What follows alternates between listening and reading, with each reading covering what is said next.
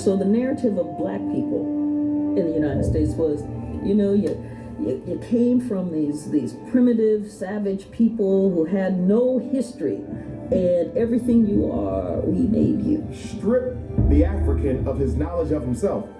You can then replace that knowledge with any falsification of consciousness you desire. Once you take from me my knowledge of myself, you can then tell me those lies. Racism is what we are all living and breathing 24/7.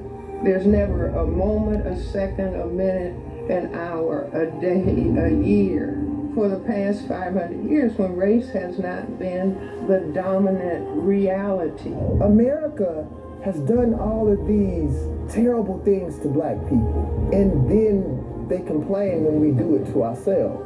We're mirroring what they have always done to us since we got off those boats.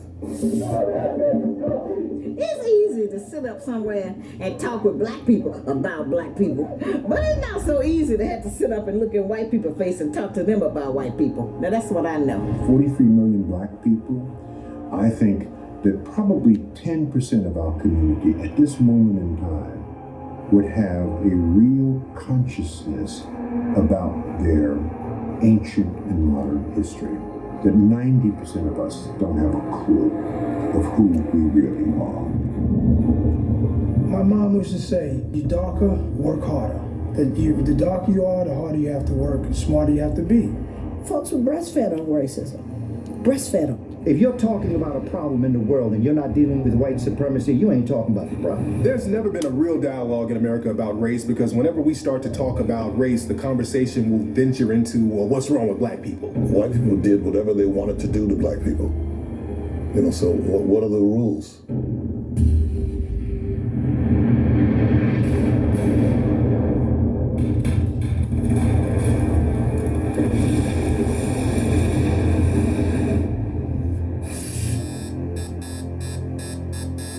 African American people have been constantly looking for the rules in America. Our whole experience here, we want to know, what are the rules to be accepted by the dominant society? What are the rules to not experience racism in America? And every time we learn one rule, we're told those rules don't apply and there's another rule. When African Americans were first dropped off from the slave ships, we said, okay, what do we need to do to be accepted by the dominant society? We were told, well, if you change your name from those African names, we'll accept you then. So African people said, okay, we'll change our names. Can we be accepted? They said, well, no, not quite, because now you're using that voodoo and that African religion. If you take on our religion, then we'll accept you. So black people said, well, that's not a problem. I mean, we're familiar with Christianity because we have a version of that in Africa. The whole European Jesus thing, that's a new thing for us. But if you'll accept us and you'll lay off the racism, no problem. We'll be better Christians than you. Can we be accepted? The dominant society said, well, no, not quite, because now that African voodoo is still there. So maybe if you weren't so lazy, we'll accept you. So black people said, okay, well, we're slaves. Nobody works harder than a slave. We pick all this cotton, we do all this work. Nobody works harder than us. Can we be accepted? So the dominant society said, well, no, because now slavery is over and we don't need your work no more. So black people said, okay, well, how about hiring us since we have all the skills? The dominant society said, well, no, not quite, because we have white-only unions, so we don't need that. So African-American people said, okay, well, look, how about we just build our own communities? We'll build our Tulsa, Oklahomas, our Central Avenues in Los Angeles. We'll build our own prosperous communities, and we'll just leave you be. How about that? The dominant society said, well, no, you can't do that, because now you're making a little more money than us, and now you're becoming a threat, so we're going to burn those whole communities down. So black people said, okay, how about this? We'll work for you, just hire us, we'll keep our heads up, we'll have dignity, will you accept us? The dominant society said, well, no, because you're being uppity now. We don't want uppity black folks. So black people said, okay, well, how about this? We'll just shuck and jive, we'll be entertainment for you. We'll tap dance, skin and grin, coon, do whatever. Can we be accepted? The dominant society said, well, we love the entertainment part of you, but we can't really respect that, so we won't accept you. So black people said, well, we'll just drop out completely. We won't even try to be accepted by you. We'll just hang out on the corner. We won't even try to become part of the dominant society. We'll just hang out in front of the liquor store. If we see something we like, we'll take it. We'll just do our thing. The dominant society said, well, no, you do that, we're going to arrest you. So black people said, okay, well, how about we just go in the house? We'll just get crumbs from you. We'll just stay in the house and watch TV because that way we can escape racism. But the thing is, when you look at television, what do you see? Negative image, negative image, negative image, negative image of African American people. So the bottom line is there are no rules for the dominant society to accept black people as a whole. All the rules are there to keep you marginalized. And that brings us to rule number 1. Keep people confused as to what racism is.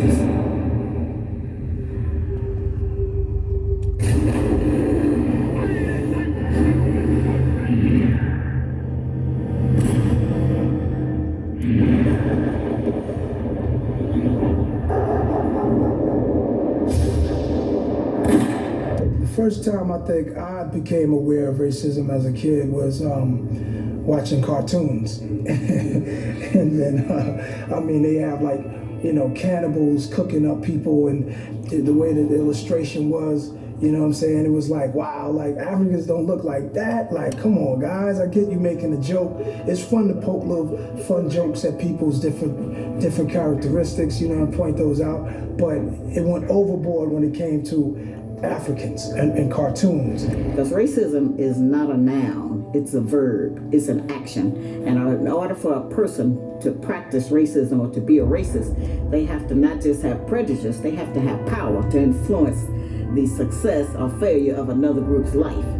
That's a racist, and we don't understand it. We think it's just not liking somebody. Racism has to do with power. For example, a black person could stand on the corner and say every negative thing they could think of to say about a white person. They can't determine where the person lives, how much money the person is going to make, you know, whether they're going to have health care. So racism is a power dynamic. It is a power system dynamic. And black people are the victims of racism. Calling a person names is not the same as being able to control every aspect of that person's life. Racism made to control somebody's faith and destiny. I can hate you because you're Jewish, I can hate you because you're Irish, I can hate you because you're German. That's prejudice. America was founded on racism. There's no institution that can get away from the founding principles of its origin. America was founded on the oppression of African people, the enslavement of African people. In order for you to get away from that, you're going to have to reconstruct American society from the bottom up. Well, if you are struggling for your genetic survival, then the threat to your genetic survival has to become a target. And the black male is perceived as the threat to white genetic survival. It's because only males, whether they're white, black, brown, red, or yellow, can impose sexual intercourse. Females cannot impose sexual intercourse.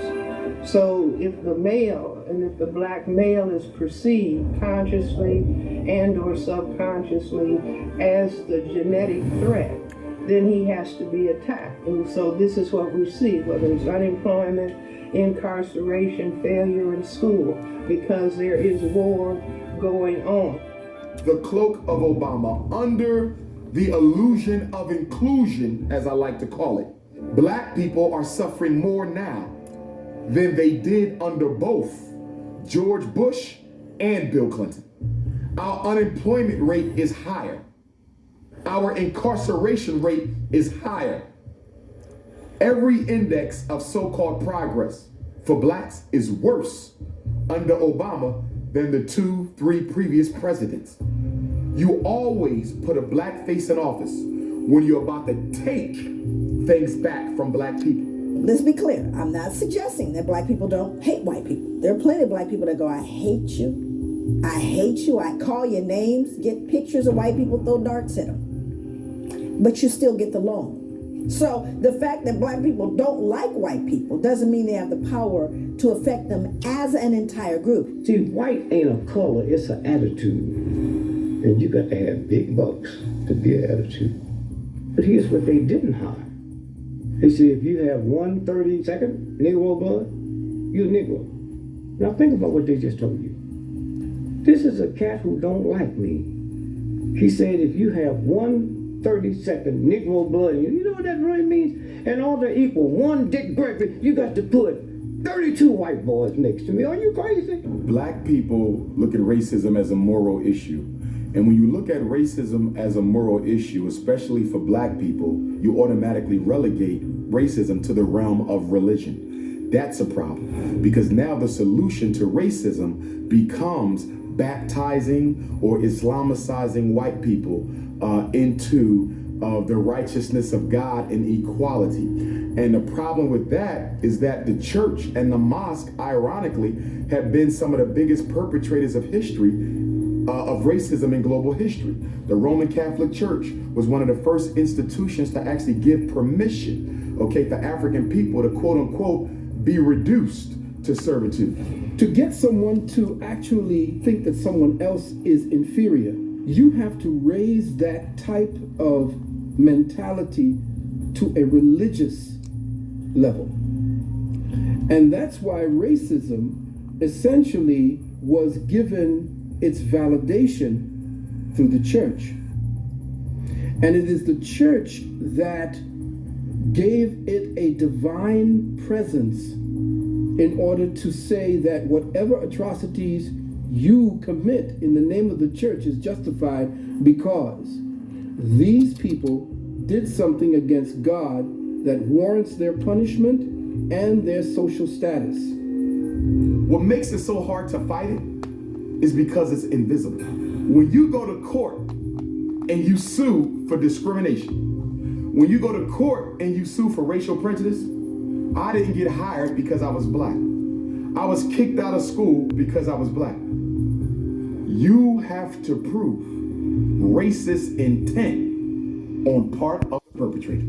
So racism, as white supremacy's chief weapon, is difficult to combat it because you have to prove that the person who committed the act of racism had the deliberate intent of discriminating against you because of color. And because we are all humans, nobody's perfect. So there's a million reasons they can use as an excuse for why you didn't get hired. He didn't have enough experience, but you really didn't get hired because you were black. There's a million reasons they can use why you didn't get hired. He was overqualified. Now look at that. You're talking about some reverse racism. You told me I couldn't get the job because I didn't have a college degree. I came back with a master's. Now you're telling me I'm overqualified. So now before I didn't get the job because I didn't have enough education, now I don't get the job because I got too much. So the problem with racism is that it can hide behind everyday human errors that all of us have. Blacks was called Africans, whites was called Europeans.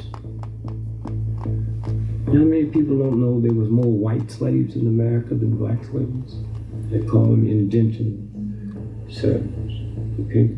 So they came together one day and said, man, listen. And they overthrew the slave master in that whole area. So they said, wait a minute, let's think about this. Here's what we do. Let's call the Africans black folk and the Europeans white folk. That's where that came from. Nobody in the world referred to themselves as white folks. There were no people classified as white before the 15 and 1600s. As a matter of fact, the term Caucasian is a very relatively new term. There was a guy named Johann Blumenbach who came up with that term around 1790, 1795. So these are relatively new terms. Were there white people in antiquity? She asked that question. Were there white people? And certainly people with lighter skin existed. But did they perceive themselves as white? No, for neither the idea of race or the whole idea of whiteness, it didn't exist. People weren't, there was no real relevance given to that kind of idea. People were more interested in the regional stuff and but there was no concept. Not until the construction of the mid-1800s notion of the Caucasian, Karl von Linnaeus and Johann Friedrich Blumenbach, who came up with this whole idea of this Aryan nation, just a whole basic fictitious hot mess, did the whole idea of race and whiteness even appear. But with the emergence of that construct of whiteness came the emergence of white supremacy.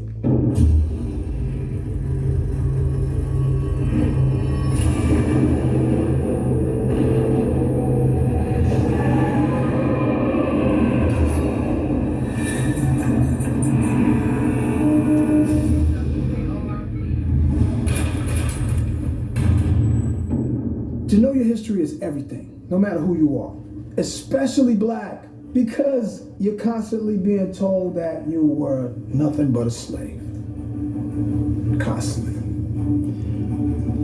No one began as a slave. That's not what God put you here for.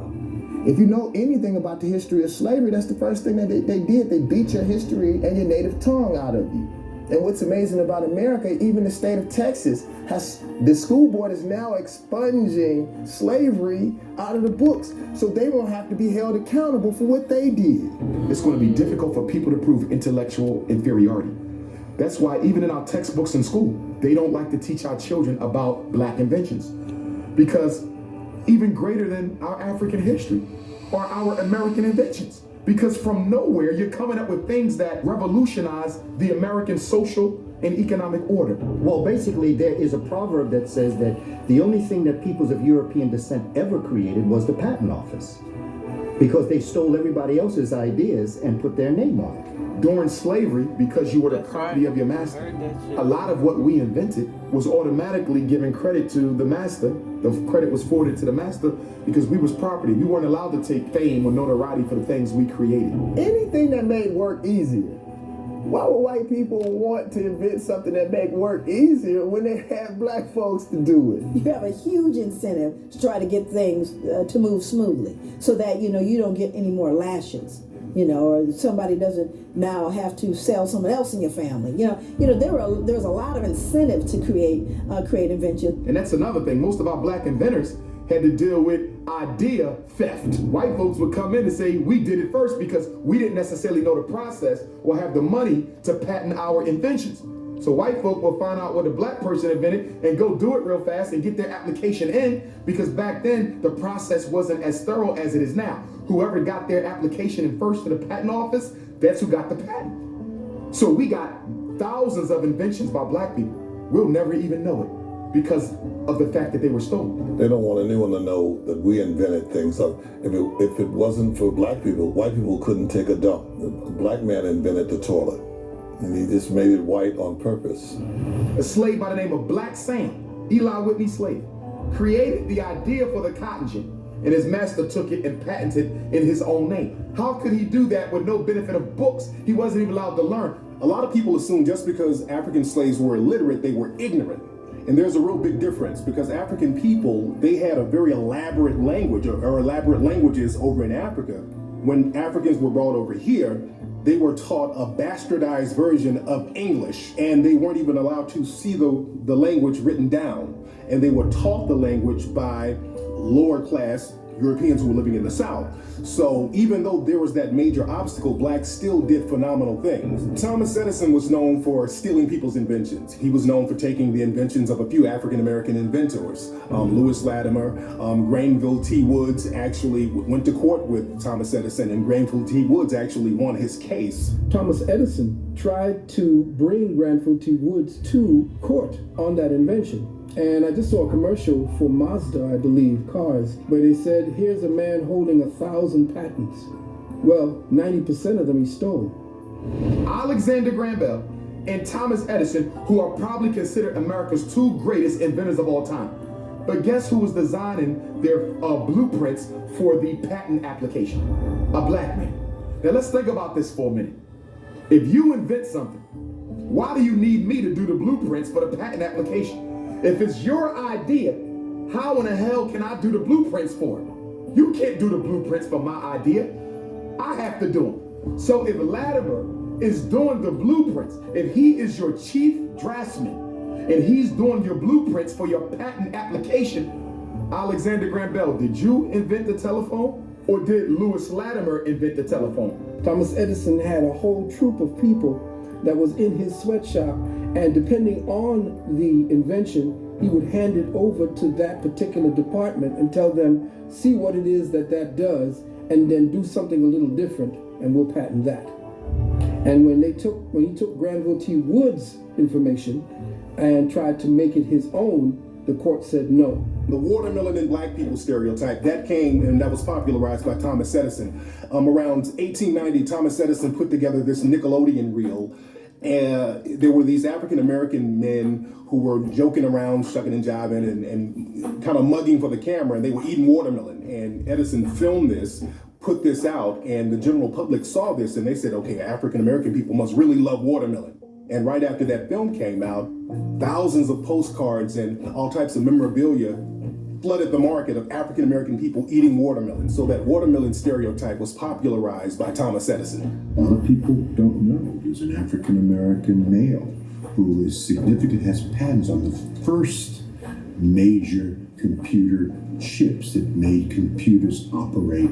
Other inventors that we don't know about, essentially, who they call the father of the internet, was Philip Emeagwali, a Nigerian man who essentially created the connection for quantum bits of information so that multiple computers could actually communicate with one another. During slavery, and this is well documented by white people, many of the masters, when they were sick, did not call for the physician. They called for the big mama on the plantation. And she would come with her medicine bag that didn't have alcohol and rum. They had all types of things that she made from the herbs that she had planted. Some of them said, I don't want the doctor. Bring me the witch doctor, that voodoo woman who I own. Africans took what they brought from Africa, which would be a ground hockey, and all they did apply the game to ice. When the British were fighting the United States, there were African slaves or former slaves assisting the British in fighting the U.S. When the U.S. won and the Britons lost, many of the African Americans were sent to British colonies in West Africa, and many of the African Americans were sent into Nova Scotia, Canada, and they formed what we now know as hockey. They started to play this new game called hockey, which was something that Africans were doing in Africa. In ancient Kemet, there was a form of field hockey that they were playing, and they went into Canada and they created what we now know as hockey, and there were actually Black Canadian hockey teams in the early sport of hockey that a lot of people don't know about.